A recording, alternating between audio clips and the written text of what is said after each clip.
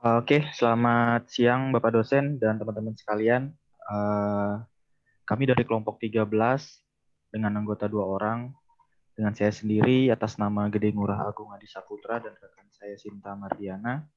Pada video kali ini kami akan melakukan presentasi tugas besar 1 untuk mata kuliah antena dan propagasi, di mana kita akan membahas 2 jurnal terkait microstrip. Nanti masing-masing jurnal akan dijelaskan rancangan dan hasil rancangan tersebut. Gitu. Jelaskan rancangan dan hasilnya. Oke, langsung saja ke jurnal pertama yang akan dibahas oleh saya sendiri. Namun sebelumnya kita sedikit mereview kembali apa itu antena microstrip. Antena microstrip sendiri itu didefinisikan sebagai salah satu jenis antena yang mempunyai bentuk seperti bilah dengan ukuran yang sangat tipis. Kemudian struktur dasar antena microstrip sendiri terdiri atas 3 elemen utama seperti yang teman-teman bisa lihat di gambar. Itu ada patch radiasi, dielectric substrate, dan ground plane. Nah, seperti yang ditunjukkan di gambar itu elemen radiasi atau patch dibuat dari logam dan memiliki ketebalan tertentu dan berfungsi meradiasikan gelombang elektromagnetik. Kemudian ada elemen substrat yang berfungsi sebagai bahan dielektrik dari antena microstrip yang membatasi atau memisahkan elemen radiasi dengan elemen ground. Nah, elemen ini memiliki jenis variasi yang dapat digolongkan berdasarkan nilai permitivitas relatif atau epsilon R yang kita kenal dengan epsilon R dan dengan ketebalan tertentu. Kemudian kedua golongan nilai ini mempengaruhi frekuensi kerja, bandwidth, dan juga efisiensi antena yang akan dibuat. Gitu. Ketebalan substrat semakin besar ketebalan substrat, maka bandwidth akan semakin meningkat. Tetapi akan mempengaruhi terhadap timbulnya gelombang permukaan atau namanya surface wave, yaitu seperti gelombang yang harusnya terradiasi ke udara menjadi tertahan di dalam substrat itu, jika substrat sangat tebal gitu. Kemudian lapisan terakhir, elemen terakhir itu ada ground plane yang berfungsi sebagai pembumian atau grounding di sistem antena microstrip itu sendiri. Next, Mbak. Oke, di sini saya akan menjelaskan sedikit latar belakang dari kedua jurnal yang akan kita bahas, itu di mana sama-sama membahas soal perancangan antena microstrip dengan frekuensi 2,4 GHz dan untuk aplikasi wireless fidelity atau Wi-Fi. Nah, latar belakang jurnal ini itu adalah untuk mendukung teknologi Wi-Fi. Kenapa menggunakan alokasi 2,4 GHz itu sesuai dengan standar protokol IEEE untuk Wi-Fi. Kekuatan sinyal Wi-Fi bervariasi terhadap tempat sehingga dimungkinkan terdapat sejumlah tempat yang sinyalnya lemah sehingga membutuhkan antena dengan gain tinggi. Nah, namun tidak dipungkiri jika terkadang antena tersebut memiliki efisiensi dan gain yang relatif kecil sehingga harus digunakan metode-metode tertentu untuk meningkatkan gainnya. Nah, di jurnal pertama ini yang saya akan bahas ini dengan judul Perancang Bangun Antena Microstrip Persegi Panjang 2,4 GHz untuk aplikasi wireless fidelity atau Wi-Fi yang ditulis oleh Eva Yovita Dwi Utami, Efda Lustiaji, dan Febrian pada tahun 2017. Pada jurnal ini dibuat antena microstrip dengan patch persegi panjang karena mudah dianalisa dan digunakan. Dilaporkan pada perancangan jurnal ini juga microstrip patch persegi panjang dengan menggunakan satu elemen atau elemen tunggal dan juga 2 elemen. Yang seperti teman-teman bisa lihat di gambar itu yang sebelah kiri adalah elemen tunggal dan yang di sebelah kanan itu adalah 2 elemen untuk meningkatkan gainnya.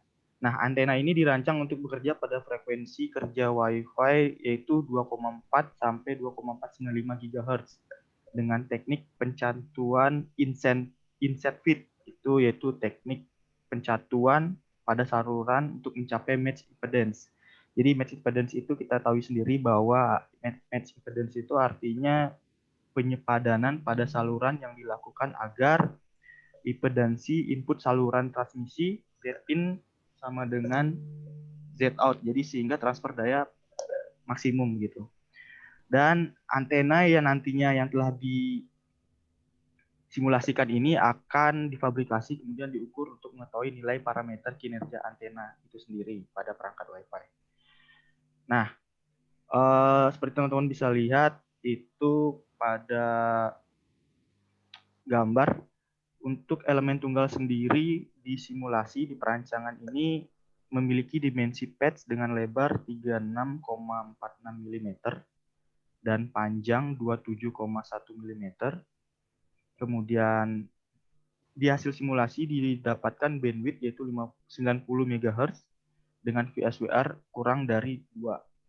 Kemudian gainnya 3,75, frekuensi 2,4 GHz sampai 2,49 GHz. Itu artinya bandwidthnya sekitar 90 MHz.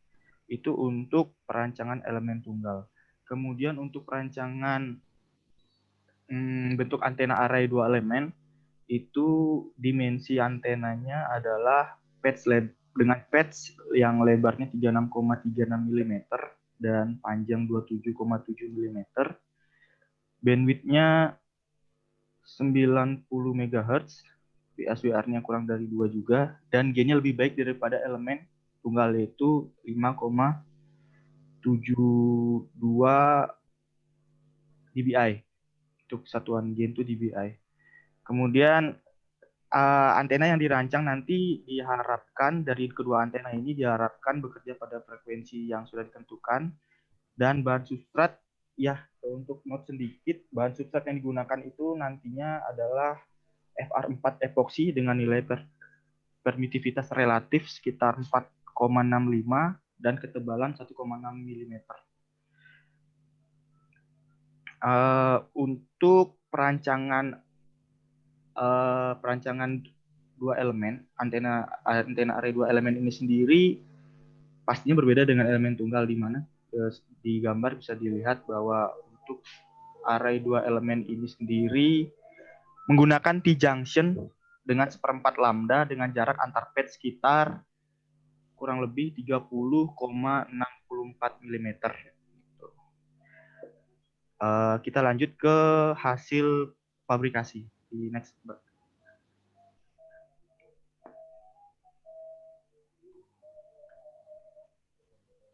Oke, untuk hasil dan pembahasan ini setelah difabrikasi di sesuai gambar A dan B, itu adalah untuk gambar A itu adalah hasil dari fabrikasi elemen tunggal, dan B itu adalah untuk dua elemen array, antena array dua elemen. Kemudian sesuai dengan tabel yang bisa kita lihat itu dengan parameter yang sudah ditentukan bahwa elemen tunggal memiliki frekuensi kerja pada 2,4 sampai 2,5 GHz. Kemudian untuk antena array dua elemen sendiri itu 2,35 sampai 2,5 GHz. Nah, di sini ada parameter VSWR dan return loss pada frekuensi kerja itu sendiri, itu 2,45 GHz, di mana VSWR pada antena elemen tunggal itu adalah masih di bawah 2, yaitu 1,055, dan return loss-nya minus 31,44 dB. Untuk antena array 2 elemen sendiri, VSWR-nya juga di bawah 2, yaitu 1,036, kemudian return loss-nya minus 34,929 dB. Untuk VSWR dan return loss pada bandwidth, ini artinya VSWR dan return loss pada sepanjang frekuensi 2,4 sampai 2,5 GHz, berarti di antara rentan lebar spektrum dari frekuensi itu sendiri, di mana VSWR-nya kurang dari 2 dan return loss 9,54 dB untuk antena elemen tunggal. Kemudian untuk array 2 elemen itu VSWR-nya 1,5, return loss-nya 13,97 dB.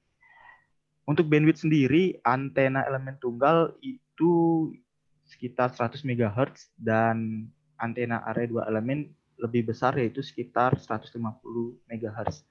Untuk gain-nya sendiri itu 3,9 dB untuk elemen tunggal, kemudian untuk antena array 2 elemen yaitu 6,67 dB. Nah, untuk menguji hasil rancangan ini yang sudah dipublikasi ini, nantinya parameter yang akan diukur itu selain itu adalah ada frekuensi kerja, VSWR, return loss, bandwidth, dan gain. Nah, nantinya juga akan dilakukan pengujian bahwa apa jadinya jika ini diterapkan langsung pada WiFi router gitu, karena ini emang aplikasinya langsung digunakan pada WiFi router gitu. Di next Mbak. Nah, ini dia hasil pengukuran level daya sinyal terima. Di sini dengan memasangkan antena hasil rancangan pada sebuah WiFi router dengan mengukur level daya sinyal terima perangkat mobile yang menangkap sinyal dari beberapa perangkat. Kemudian di hasil tabel menunjukkan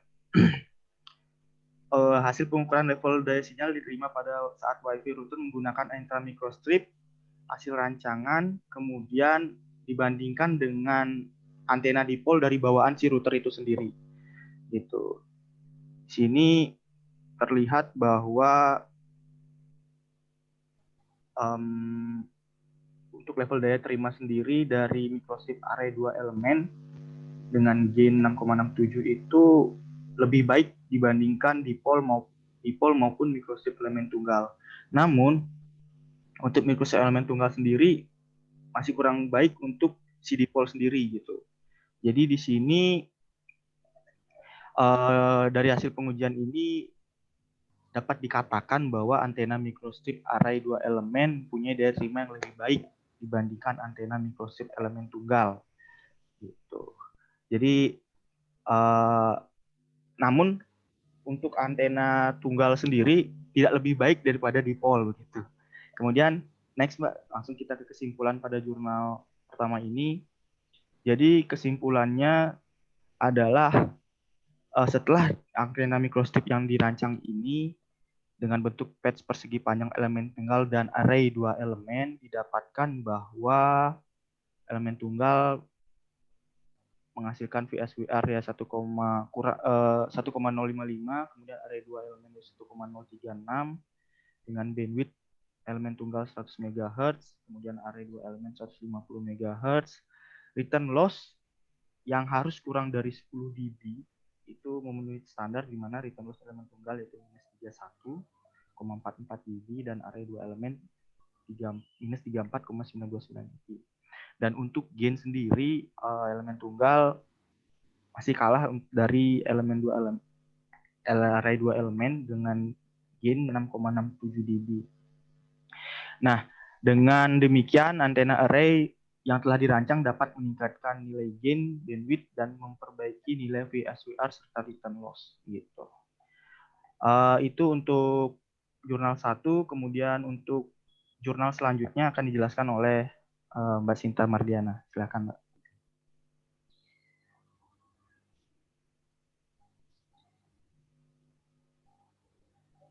Oke, ini untuk jurnal kedua, itu judul perancangan antena microstrip rectangular 9 ring slot dual array untuk aplikasi Wi-Fi oleh Ragil Imam Santoso, Syah Alam, Indra Surjati, tahun 2019. Di penelitian ini, iterasi antena microstrip rectangular 9 ring slot dilakukan dalam 2 tahap. Yang pertama itu 9 slot beban, terus yang kedua itu rectangular 9 ring slot dengan iterasi. Nah, di sini ada K0, itu rectangular patch 9 slot beban, K1 itu rectangular 9 ring slot iterasi 1, untuk K2 itu rectangular 9 ring slot iterasi terakhir. Di sini, setelah itu, patch antena itu dibuat secara tersusun atau array dengan diberikan jarak antara patch sebagai iterasi 1 dengan rumus penentuan jarak antar patch. Bisa dilihat di K2. Di sini ada bentuk perbandingan dari iterasi antena microstrip rectangular.